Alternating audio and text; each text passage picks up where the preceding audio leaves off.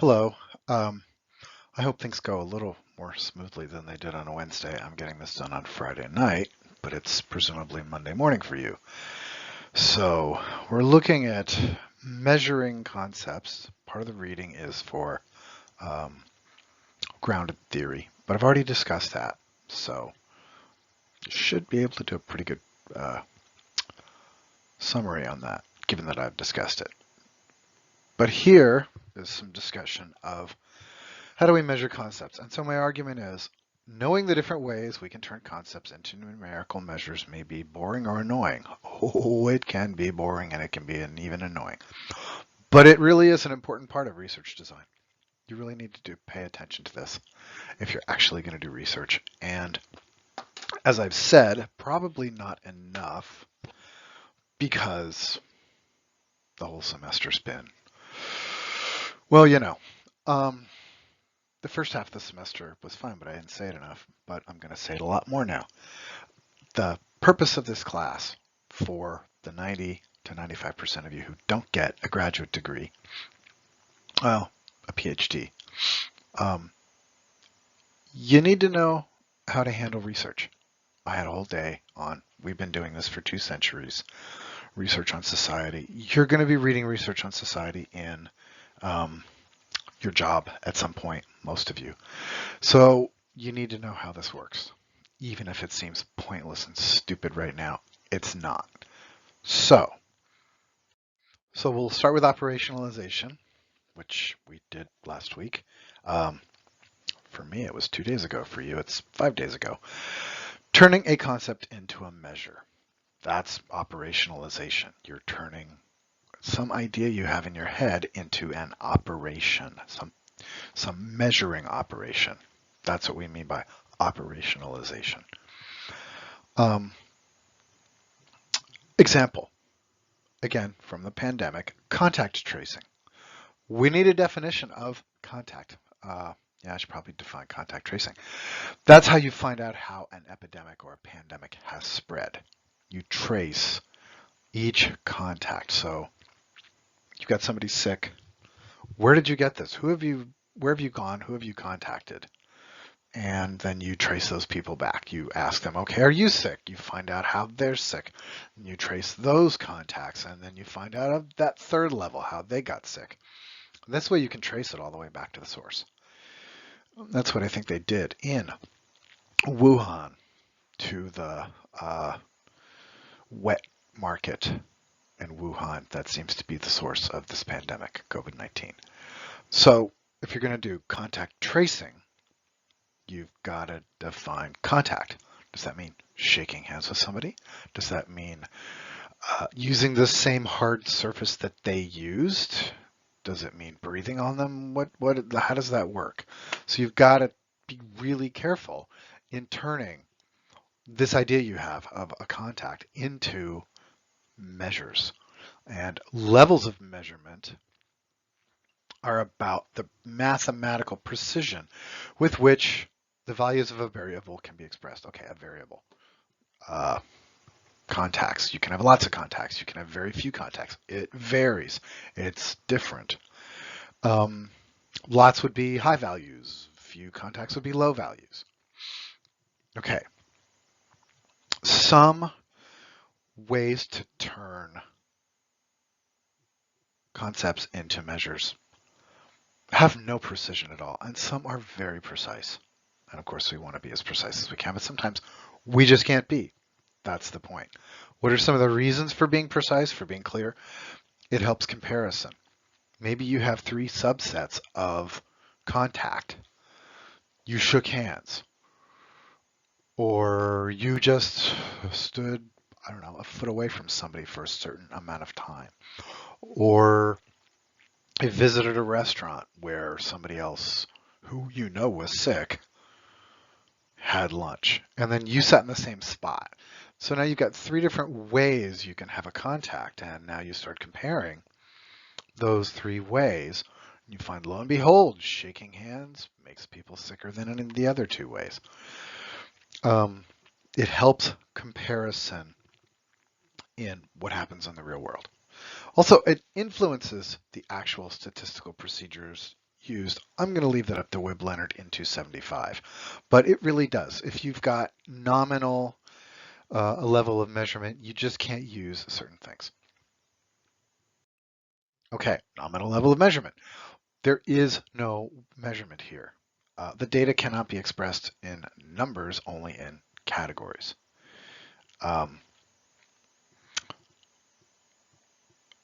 One of the classic ones would be race. Another would be religion. These do not have numerical values. You don't have 5 religion. That's stupid. You don't have 6.3 white or black. That's not how it works. You are or you aren't. Nationality. That's a little murkier because you can't carry multiple passports. But usually you're going to pick one country or the other. Gender. The book, somewhere in the book, doesn't do a really good job of gender because I believe he just says, well, look, you're male or you're female. And that's not gender, that's sex. But even with sex, there's intersex. And intersex people will say, look, I'm not male, I'm not female. Come on. So you need at least 3 for sex. And then we've gotten lately a proliferation of genders, non-binary, male, female, transgender. So, I mean, people's internal experiences have been that way forever. But at this moment in history in this country, these are the categories we have developed. So gender, you don't have, let's say you go with sex rather than gender. Sex is not 0.5 male, that you're male or you're not. You're intersex or you're not. And probably there are some boundary cases. But basically, with nominal categories, you're in a category, that's it. And all qualitative research is categorical. If you're not even doing measures, everything is just you're in categories. Okay. Mutually exclusive and exhaustive. What does that mean? No category overlaps with any other. Mutually exclusive. You are male, you are female, or you are intersex. Make sure the categories are mutually exclusive. And exhaustive. You don't. That was the mistake that Schutt made in the textbook. Male and female. Those are our only categories. No, you have not exhausted all the possibilities. The third possibility is intersex. So you've got to exhaust all the possibilities. You've gone through all of them. You've covered all the possible things that are out there in the world. Ordinal, that's the next level of measurement. And here it says numerical values are expressed in an order of greater than or lesser than. This is really confusing and difficult. Let's make it very clear on the next slide. The data are not in any sort of unit. This is a way to turn very often. Well, I'll get to this. Again, it's mutually exclusive and exhaustive. You want people to just pick one measure and you want to make sure you cover everything. Okay, here's the classic ordinal measure, a Likert scale. And I've looked it up multiple times. It's not Likert. Everybody says Likert. The Wikipedia entry even says it's commonly called a Likert scale, and that was not his name. Rensis Likert was a social scientist in the 1950s and 60s who came up with this scale. And now everybody does it, 5 point, 7 point Likert scale. Okay, here's an example. The federal government is handling the COVID-19 pandemic well. Whatever you think, whatever I think, here are your possibilities. Strongly agree, which you would then put 1. Strongly disagree, you'd put 5. Okay, I'm not really sure. Seems like it's not great, it's not bad. Okay, I'll put 3. The problem with this is that what you might define as well might not be what I define as well. So we might both agree. You might have one definition of, yeah, the government's handling it well. And you strongly agree, oh yeah, they're doing great. And I might also agree, but I have a very different idea of how they're handling it. So this is, again, it's an attempt to turn things that are pretty much inherently qualitative into numbers. And you'll find it very common in psychology, very common. You'll find it in politics. You'll find it in surveys. And, oh my God, you'll find it in marketing. So remember this when you see, do you strongly agree, strongly disagree? That's an ordinal scale. It's just in order. That's why they call it ordinal. It's in order. And somebody's trying to turn an inherently qualitative, categorical thing into a number. And it's almost always, not always, but almost always, something inside someone's head or heart. Okay. The third level is really rare, as I say in point C3. The measures for interval measurement are units that can be compared. So a rise from 1 to 2 is the same as a rise from 0 to 1, except for the fact that you don't have a 0 in interval. There's no 0 starting point, or you just choose an arbitrary 0 starting point. And again, you have to make them mutually exclusive. You can only pick one, and you have to make sure you cover all the possibilities. You exhaust the possibilities. It's really rare. Instead, you almost always have ratio measurement, more or less, in interval units. The interval is the same. To get from 2 to 3 is the same distance as from 3 to 4. But there is a true 0. So,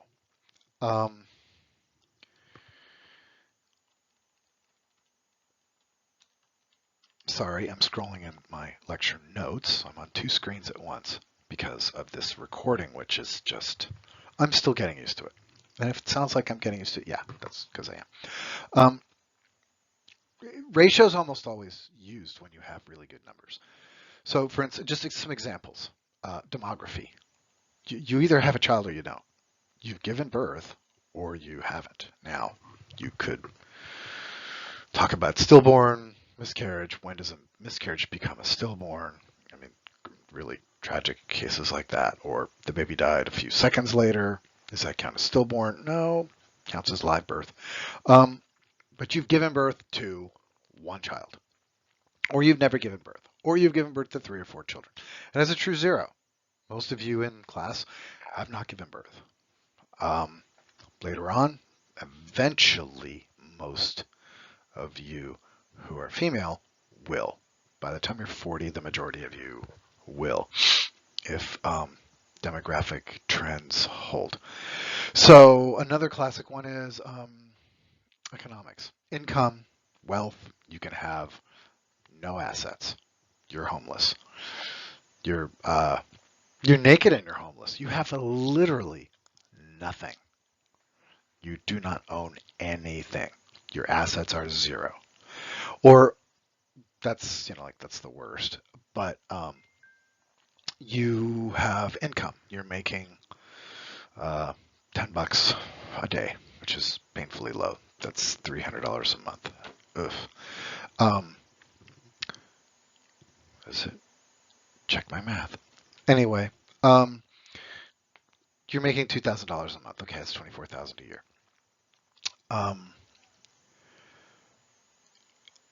You can make 0 a year. For instance, if you have a small business, the business didn't make any money one year. You can also, in fact, have negative, but there is a true 0 for these 2 examples. Okay. So then the question becomes, how good are your measures? Once you figure this all out, how do you know your measures are any good? Well, the key question is measurement validity.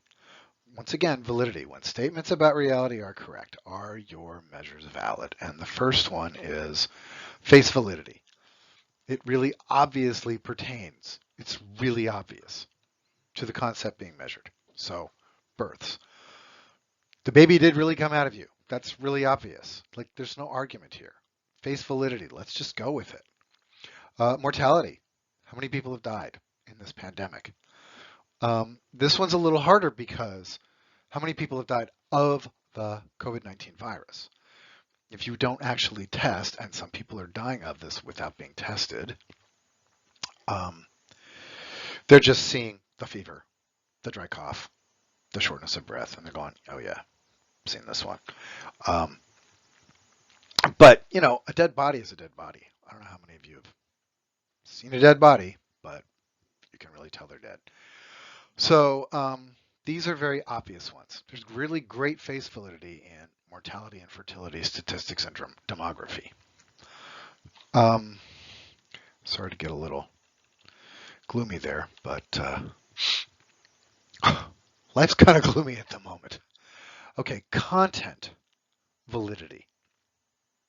This measures the full range of a concept's meaning. Let's go back to binge drinking. Are there multiple ways to binge drink? So one standard I've seen, because as I said, students have done this semester after semester, 4 drinks an hour female, 5 drinks an hour male. What about you drink a bottle of vodka in like 2 hours, and then you drink like 3 more bottles over a day, just enough to keep the same level of drunk. And you're drunk the entire day. Okay, that's 4 bottles of vodka. How many of you would say, no, that's not binge drinking? I mean, you've gone on a binge. Oh my God. So, content validity means you've measured the full range of the concept's meanings. Would you say binge drinking is always and only 5 drinks per hour if you're male? Or would you say there are other ways to binge drink? That's the problem with content validity. There's a lot of phenomena out there that can be done different ways, and you need to get the full range of the possibilities for how they're done. Criterion validity. That you compare your scores. You make up a new measure, and you compare your scores to an already validated measure. That's the criterion. Their measure that's already established in the field is your criterion for saying, hey, my new measure is a good measure. Now, your new measure better do something better than theirs. Otherwise, you should just use theirs.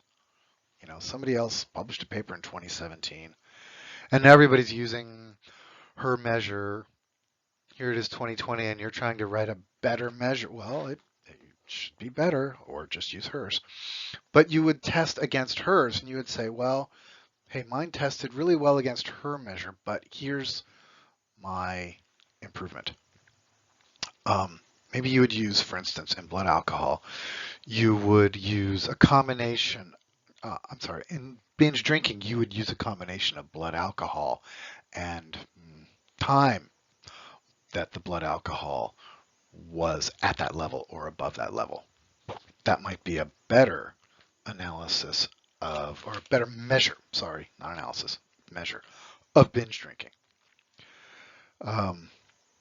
Construct validity. This one drives me crazy every semester because a few years ago, two or 3 times ago, teaching this class, I dove into this. I just had a lot of trouble. The students really pinned me down. Here I am standing up in front of the board, writing down construct validity, and I couldn't really tell you what it meant. And, that's embarrassing. So if you read what is from the reading, can you legitimately infer theoretically from your operationalizations? The hell does that mean? It means, can you make inferences about your theory of binge drinking, your theory of pandemics, from the way you've turned this concept into a measure? Does your operationalization of the measure help you come up with a good theory or test your theory? That's what this means. In practice, if you go on the web and look up construct validity, the first thing you discover, of course, is that what you're talking about is a mental construct. And the second thing is that under concept validity, you'll find construct validity. I mean, the way this book has listed these four possibilities is only one way, and other people have different ways to think about measurement validity. Sometimes there's 5 different types of measurement validity. It drove me nuts. So I'm not going to worry about it too much. Face validity is good, and if you don't have face validity, then you need to start thinking more carefully and do your research. Criterion validity is pretty clear. Content validity, it's not easy to get everything. Construct validity, at the moment, just don't worry about it. Okay, I'm sorry that some of you, or all of you, I'm not really sure, got this page and the next page with no voiceover. That was not part of the plan. Obviously, I made a mistake and I'm still figuring this out, but I'm going to reload this and I'm going to let you know it's available. And in the meantime, I apologize and I'll just keep trying. So reliability, once you've figured out your measure is valid, the various ways I just talked about, now you want to know if it's reliable, which is not the same. But it's worth knowing that reliability is required for, is a requisite for validity. If you have what seems to be a valid measure, but it's not reliable, well, it really isn't actually valid. And the technical definition is here in 1. If the measure you're doing is consistent when what is measured doesn't change. Sounds like a weird definition, and it is. But an example would be if you see somebody binge drinking, you see, lo and behold, they drink 6 shots an hour. And they've committed to 6 shots an hour, and they make sure they do it. And you watch and you write down 6 shots an hour, and they really are. Well, then it's a reliable measure. That's a weird made-up example, but I think you get the idea. Basically, can you trust your measure to actually come up with the numbers that were what happened in the world? The book lists ways to test this to make sure that your measures are reliable. One is a test-retest, which means you test it, and then you wait, and then later you test it again. Inter-item tests, which means you don't just ask somebody a question with a numeric answer once on a survey. You ask them 3 or 4 times, but you word it differently each time. But it's basically the same question. And you interweave, you intersperse your this particular measure, like at question 3 and question 9 and question 13. So they think it's a different question. And you look at those 3 scores, 3, 9, and 13. You look at the scores for all of them, and they better match pretty closely. If they do, then okay, you've got a reliable measure. Multiple coders. This one takes a little discussion. I've seen the phrase, you won't see multiple coders, you'll see the phrase intercoder reliability. But intercoder means between coders, which means you have more than one person coding. So you have multiple coders, and is your measure reliable no matter who is doing the coding? To code in this case, it's a numeric, it's a quantitative coding. It's not like grounded theory coding, that's different.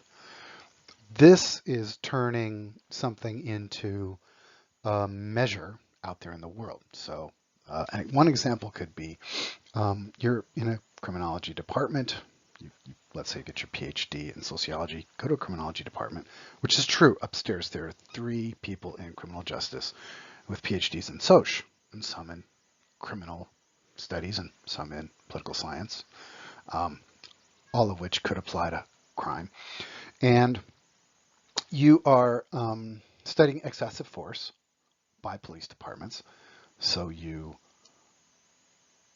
look at what is appropriate force for each situation. There's got to be a police manual. There's got to be law.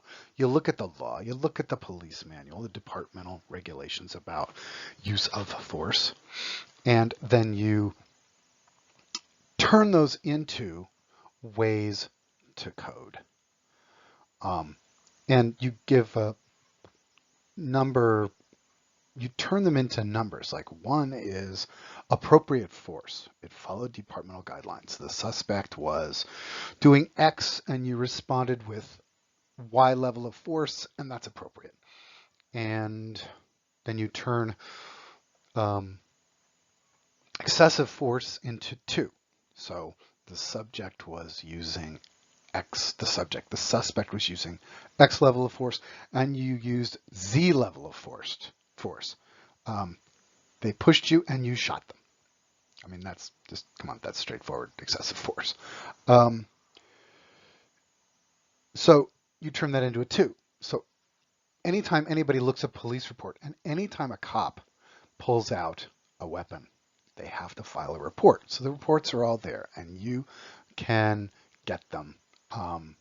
Maybe not always, maybe some departments, but some departments, they make their data available. You get the data, you get all these police reports going back years, and you set your grad students to coding these reports. They look at the guidelines that you've set up from the departmental guidelines, and they say, okay, this is a 1. Oh, this is a 2. Oh, this is a 1. This is a 2. This is a 1. This is a 1. This is a 1. Oh, these are all a bunch of 2s. And you have them do it separately. And then you compare what they've done in turning these reports into numbers, 1 being appropriate force, 2 being excessive force. You compare them all. Do you have intercoder reliability? Your instructions on how to turn these into numbers means you have a reliable measure, because you looked at what Jane the graduate student did and Bob the graduate student did and Dawn the graduate student did, and that they match over 90% of the time, and that would be 90% plus intercoder reliability.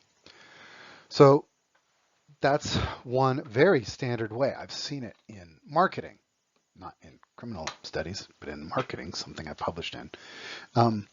They want to have intercoder reliability. So if you run into problems, you do a test-retest, you do an inter-item test, you have multiple coders and you're looking for intercoder reliability and your intercoder reliability is low, what can you do? Well, you could have had these grad students do 5 reports and then compare them before you set them loose on, several years of reports. And if you have trouble, you have low intercoder reliability on these 5 test cases, well, you better rewrite your directions on how to measure these. Multiple measures are good. You measure the thing various ways. That's kind of what inter-item tests are trying to do. Group talks. So if you're doing, say, focus group, and you want you're a marketing firm and you're doing a focus group, and you want to have your people who are around the room. Focus groups always have a leader, 2 or 3 assistants, and then all the actual potential customers. Sitting around a table. I was in 2 of them to make some money when I was in grad school. Yes, you can be paid for this. The 2 people who were there to turn what they see into numbers, you can have like one focus group that's a sort of a test focus group. And so you turn all these measures into numbers that they're talking about this product.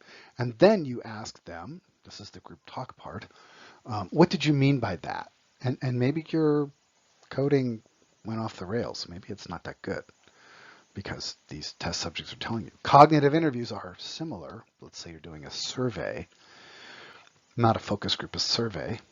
And you give somebody the survey. They answer all the questions, a bunch of Likert scales, and then you ask them after the end, How were you thinking? That's why it's cognitive. What was your cognition? How were you thinking when you answered this question? And it can be all over the place. Different people will reply with different thoughts to the same question and the same answer. And that may be when you have to revise your survey questions so that you have a more reliable measure. So there are 4 basic ways to turn concepts into measurements. And they are categorical, ordinal, interval, and ratio. And then there are a number of ways to help make sure you've done that well. You have to pay attention to turning these ideas into numbers, or your research is just going to be garbage. Nobody can trust it. It's not valid. It's not reliable. Your numbers are all over the place when the real world doesn't vary that much. It doesn't really measure what you're trying to measure. It's garbage. So if you do this well, you can have more trust in it. And that's true for all issues of research design. So no matter how boring or even annoying that turning concepts into numerical measures is, it's important. You have to pay attention to it. And again, maybe half of you, maybe not, maybe less, will go to grad school, but very, very few of you will get a PhD and be researchers. But most of you will at some point be faced with actual social research, either on the job or in life, and you can look through that research if you really want, and you can say, okay, I would not measure that way. Forget that. That doesn't make any sense. You can do that. That's why one reason we require this of our majors. You're going to run into social research, and at the very least, you can be a savvier, more careful consumer of research that might affect your life. Policy gets made on research. Not always. Sometimes it's just, well, increasingly, it's just where the money is. But sometimes there really are bureaucrats, there really are politicians who get elected, bureaucrats or politicians who are trying to do well. Some still exist. And if they use research that's flawed, it's a problem. And if you ever, maybe a few of you are going to end up in politics, so city council or state legislature, or who knows how far, you don't know. And you're going to read a study, or you're an executive or something. You need to know how to do research, and this is one of those ways to evaluate it, even if you're not doing the research. So I hope that helped, and you'll hear me on Wednesday. Just a reminder that the videos are private. They're scheduled to go live on YouTube at noon, just before class. Class starts at 12:35. The video's available at noon. I said something wrong on forum. Sorry about that. Talk to you then.